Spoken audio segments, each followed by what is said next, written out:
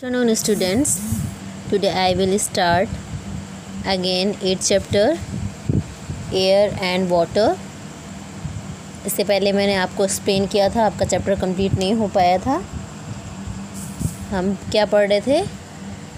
Properties of air की properties जो थी उनके बारे में हम पढ़ रहे थे। एयर ऑक्युपाइज स्पेस हम पढ़ चुके थे। Air has wait. थर्ड था air exert pressure. Air exerts pressure के बारे में पढ़ना था कि जो हवा होती है वो किस तरह से दबाव डालती है, प्रेशर डालती है। Now you know that air has a weight. जैसे कि आप लोगों को पता है कि हवा जो होता है, हवा का भी कुछ वेट होता है। But do you know that the weight of air pushes down everything that is around you. जो हवा होता है वो हमारे आसपास जितनी भी चीज़ें होती हैं उसे पुश करता है, धक्का देता है नीचे की तरफ। This is another important properties of the air. और इसकी एक और प्रॉपर्टी होती है एयर की, एयर एक्सर्ट प्रेशर। ये दबाव डालता है, मतलब जो हवा होती है वो किसी चीज़ के ऊपर दबाव डालता है, उस पर प्रेशर डालता है। Let us do activity to prove it. और इस एक्टिविटी से हम इसको प्रूव करके दिखाते हैं यहाँ पे कि किस तरह से किसी चीज़ पर दबाव डालता है। जैसे यहाँ पे देखिए, take a empty plastic cup. यहाँ पे एक एम्प्टी प्लास्टिक कप लिया गया है and place a balloon in the hollow of the cup, blow it up. और इस कप में एक बैलून को रखते हैं हम और ब्लो करते हैं इस पर, मतलब इसको उठाते हैं तो क्या होता है, व्हेन द बैलून एक्सपेंड्स। तो बैलून क्या होता है, मतलब इस पर प्रेशर डालते हैं तो बैलून क्या होता है, एक्सपेंड मतलब फैलता है। It pushes the side of the cup. और जब इस पर प्रेशर पड़ता है तो ये जो पुश करता है कप की साइज़ पे, और कप की साइज़ जो है वो फैलती जाती है। तो इस तरह से एयर का प्रेशर पड़ता है। Okay, air pressure play an important role in our day to day life. जो एयर प्रेशर है उसका एक इम्पॉर्टेंट रोल है हमारी पर डे की लाइफ में। It is use to suck liquid through a straw. इसका यूज़ हम करते हैं, जैसे कोई लिक्विड हम पीते हैं, जैसे किसी कोल्ड ड्रिंक में हम स्ट्रॉ डाल के, जो पाइप होती है उसको स्ट्रॉ बोलते हैं, उसको डाल के पीते हैं। और fill in ink in a fountain pen. और किसी ने पेन में जो इंक हम फिल करते हैं, अ ड्रॉपर और अ सिरिंज। और किसी ड्रॉपर से हम किसी ड्रॉप को डालते हैं या किसी सिरिंज में भरते हैं, तो ये सारे प्रेशर इन सब चीज़ों पे पड़ते हैं। You may have heard that at high altitudes of mountain tops.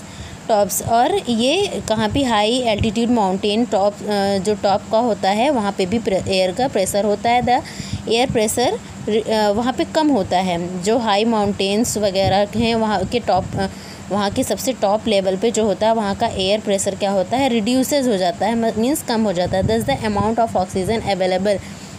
क्योंकि वहाँ पे जो ऑक्सीजन का अमाउंट है वो available to breathe also decreases. वहाँ पे ऑक्सीजन का लेवल कम हो जाता है इससे, और क्या हो जाता है, जो ब्रीदिंग प्रोसेस होती है वो बहुत ही कम हो जाती है। जब वहाँ हवा नहीं पाई जाएगी तो ऑक्सीजन नहीं पाई जाएगा, ऑक्सीजन नहीं मिलेगा तो वहाँ पे जो लोग जाते हैं, टॉप पे चढ़ते हैं, उनमें सांस लेने की प्रॉब्लम होती है। इसलिए ऐसे लोग अपने साथ गैस को लेके जाते हैं, विच समटाइम्स मेक्स पीपल सिक। और इस तरह से जो कुछ टाइम बाद ऐसे लोग जो होते हैं वहाँ पे पीपल जो जाते हैं वो बीमार हो जाते हैं। एटमॉस्फेयर के बारे में पढ़ेंगे। हमारे वायुमंडल में हमारे चारों तरफ की चीज़ें जो हैं वो हमारा एटमॉस्फेयर है। The earth is surrounded by a thick layer of gases called the atmosphere. हमारे आसपास एक थिक लेयर है जो एक गैसों का बना हुआ है। हमारे आसपास जितनी गैसें हैं वो एक तरह से लेयर बना के रहती हैं। उन्हें क्या कहते हैं, एटमॉस्फेयर। हमारी पृथ्वी पर ये चारों तरफ से घेरे रहती हैं, उन्हें हम क्या कहते हैं, atmosphere. In order to better understand our atmosphere. और हम एटमॉस्फेयर को एक अच्छे बेटर तरीके से समझ सकते हैं। Scientist have divided into 5 layers. Scientist ने इन्हें 5 लेयर्स में डिवाइड किया है, जिसको हम समझेंगे। Each layer in the atmosphere is referred to as sphere. और जितनी भी लेयर हैं एटमॉस्फेयर की वो एक स्फीयर को रिफर्ड करती हैं। हर एक लेयर में एक स्फीयर पाया गया है। जो हमारी पृथ्वी है उसके एटमॉस्फेयर में जो 5 टाइप्स के लेयर्स पाई जाती हैं, उसमें से फर्स्ट वाला क्या है, ट्रोपोस्फियर। जो फर्स्ट लेयर पर होती है वो क्या होती है, ट्रोपोस्फियर। जैसे यहाँ पे फिगर दिया है अर्थ का, तो ये 5 टाइप्स की लेयर जो दी हुई हैं यहाँ पे एक एक करके दी हुई हैं। फर्स्ट क्या है इसमें, एक्सोस्फियर, सेकेंड है थर्मोस्फियर, थर्ड है मीजोस्फियर, फोर्थ है स्ट्रेटोस्फियर, और ये ओजोन लेयर होती है, और लास्ट क्या है, ट्रोपोस्फियर। ये क्या है, लेयर्स ऑफ एटमॉस्फेयर। जो एटमॉस्फेयर्स में लेयर पाई जाती हैं वो सारी हैं। इसमें से फर्स्ट क्या है हमारा, ट्रोपोस्फियर। जो सबसे पहली लेयर होती है वो कौन सी होती है, troposphere. It is the lower most layer of the atmosphere. ये सबसे नीचे की एटमॉस्फेयर होती है। ये देखिए यहाँ पे सबसे नीचे की है लेयर ये एटमॉस्फेयर की सबसे नीचे वाली लेयर होती है। And is the most dense, और ये बहुत ही ज़्यादा डेंस होती है, मीन्स घनी होती है। Almost all weather change take place in this region. जितनी भी वेदर होते हैं, जो मौसम चेंज होता है वो इसी लेयर में चेंज होता है, इसी रीजन में चेंज होता है। आपसे पूछेगा कि कोई भी पूछ सकता है कि वेदर जो चेंज होता है वो किस लेयर में चेंज होता है। ये सारी प्रोसेस, वेदर की चेंज होने की प्रोसेस किस लेयर में होती है, वो किस में होती है, ट्रोपोस्फियर में। सेकंड क्या है, स्ट्रेटोस्फियर। सेकंड क्या है यहाँ पे देखिए, stratosphere. It start just above the troposphere. ये ट्रोपोस्फियर के बाद स्टार्ट होती है stratosphere. The ozone layer which absorb the sun ultraviolet radiation in this layer. इस लेयर में क्या पाई जाती है, ओजोन लेयर। देखिए यहाँ पे ओजोन लेयर पाई गई। ओजोन लेयर क्या होती है, ये अल्ट्रावायलेट रेज, जो हमारी सूर्य से अल्ट्रावायलेट रेडिएशंस आती हैं जो हमारे लिए हार्मफुल होते हैं, उनको ये हमारी ओजोन लेयर क्या करती हैं, उन रेडियंस से हमें क्या बचाती हैं, हमको उनसे सेफ रखती हैं। और ये ओजोन लेयर कौन सी लेयर में पाई जाती है, स्ट्रेटोस्फियर लेयर में। ओके, अल्ट्रावायलेट रेडिएशन जो होता है उससे हमें सेफ करता है। Is in this layer jet aircrafts usually fly in this layer. और जितने भी जेट एयरक्राफ्ट्स होते हैं जो फ्लाई करते हैं वो किस लेयर में फ्लाई करते हैं, स्ट्रेटोस्फियर लेयर में। थर्ड है मीजोस्फियर। यहाँ पे देखिए मीजोस्फियर दिया है। It start just above the stratosphere. या स्ट्रेटोस्फियर के बाद मीजोस्फियर स्टार्ट हुआ है। Meteors burns up in this layer and these do not reach the earth. और जो कभी कभी देखिए आप आसमान में एक तारा टूटता है और वो एक फायर की तरह जाता है ऐसे, फिर गायब हो जाता है। वो कहाँ होता है, बर्न जो जलता है वो किस लेयर में होता है, ये मीजोस्फियर में होता है। और जब ये टूटता है तो do not reach the earth, ये पृथ्वी तक नहीं आ पाता, उसी लेयर में रह जाता है। तो वो कौन सी लेयर है, mesosphere layer. Okay, then thermosphere. It is start just above the mesosphere. ये मीजोस्फियर के बाद पाया जाता है thermosphere. Satellite move in this layer. जो सैटेलाइट्स जितनी होती हैं वो कौन सी लेयर में मूव करती हैं, थर्मोस्फियर लेयर में। लास्ट है exosphere. This is the upper limit of our atmosphere. ये एक्सोस्फियर कहाँ पाई जा रही है, यहाँ पे देखिए एक्सोस्फियर सबसे ऊपर अपर लेयर जो है इसकी एक्सोस्फियर है। ओके, एक्सोस्फियर है। It extend from the top of the atmosphere up to 10,000 kilometre. ये एटमॉस्फेयर फैला हुआ है पूरा टॉप तक, हमारी पृथ्वी पर सबसे टॉप पर फैला हुआ है। कितनी रेंज में, 10,000 किलोमीटर की रेंज में ये एक्सोस्फियर फैला हुआ है। The earth's atmosphere help us in many ways. जो अर्थ एटमॉस्फेयर होता है वो किसी भी वे में वे हमारे लिए हेल्पफुल होती हैं, हमारी एटमॉस्फेयर।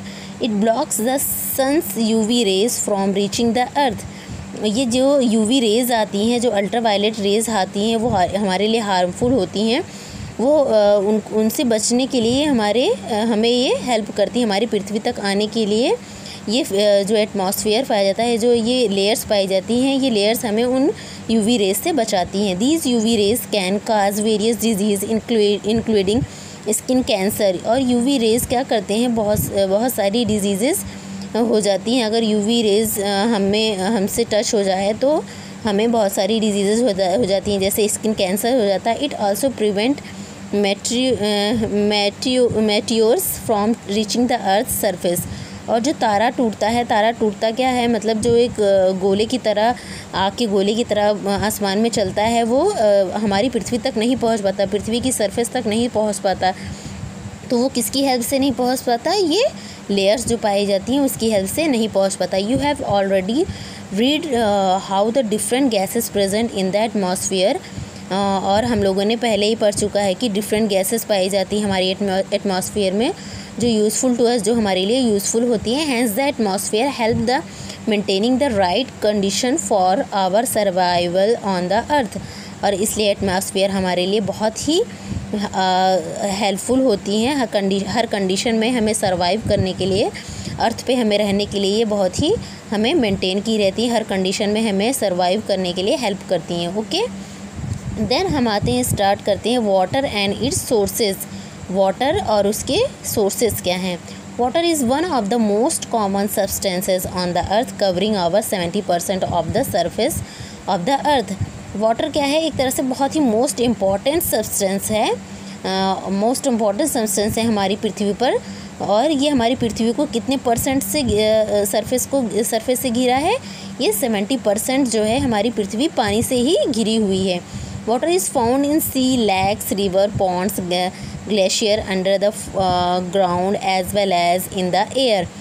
और हमारी पृथ्वी पर बहुत सारे समुद्र, झरने, तालाब, नदियाँ और ग्लेशियर बहुत सारे हैं जो हमारी पृथ्वी पर पाए जाते हैं, और उसके साथ साथ एयर भी पाई जाती है। But out of all the water that is available very little is usable to us. और जितने भी वाटर होते हैं वो but only all water is available very little is useful to us. Water तो होते हैं लेकिन उसमें से बहुत ही कम यूज़फुल होते हैं वाटर हमारे लिए। Water in the sea and ocean is salty. जो वाटर समुद्र और महासागरों के होते हैं वो साल्टी होते हैं, मीन्स नमक वाले होते हैं, and can not be use, जिसको हम यूज नहीं कर सकते। While water in the glacier is frozen and is not freely available. और जो वाटर हमारे ग्लेशियर में होते हैं, इज़ फ्रोज़न में होते हैं, वो नॉट फ्रीली अवेलेबल, ये हमारे लिए अवेलेबल नहीं होते। The main source of water on the earth is rain. और मेन सोर्स जो होता है हमारे पृथ्वी पर वाटर का वो होता है रेन, बारिश fill ocean, sea, lakes and other water bodies. बारिश रही क्या होती है? जो समुद्र होते हैं, सागर होते हैं, नदियाँ होती हैं, झरने होते हैं, वो उन्हीं से ये सारे फिल होते हैं। This is known as surface water. और इसे हम क्या कहेंगे? इसको हम क्या कहेंगे? Surface water. Rain water the seeps under the ground in the called ground water. जो रेन वाटर होते हैं दैट सीप्स अंडर, जो सीप में अंदर जाते हैं, उन्हें क्या कहते हैं? Called ground water. Our main source of drinking water is the surface water from large river and ground water that we draw out from wells and tube wells। जो हमारे लिए मेन सोर्स हैं ड्रिंकिंग वाटर के, वो कौन से हैं और वो कहाँ होते हैं? लार्ज सरफेस पे, लार्ज रिवर, जो जितनी नदियाँ होती हैं, और जो उनसे क्या होते हैं? हमें ड्रिंकिंग वाटर मिलते हैं। ग्राउंड वाटर मतलब ज़मीन के नीचे मिलते हैं। That we draw out from well and tubewell, जिससे हम ज़मीन के नीचे से ट्यूबवेल से या बहुत सारी प्रोसेस से निकालते हैं, और वो हमारे लिए यूज़फुल होते हैं। How ever water from these sources is not safe for drinking because it has dirt and germs in it.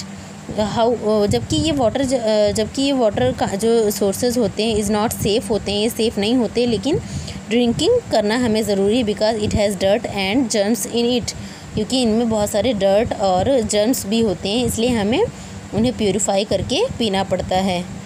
Okay, then आज के लिए इतना ही। नेक्स्ट में आपको आगे एक्सप्लेन करेंगे। Okay, thank you.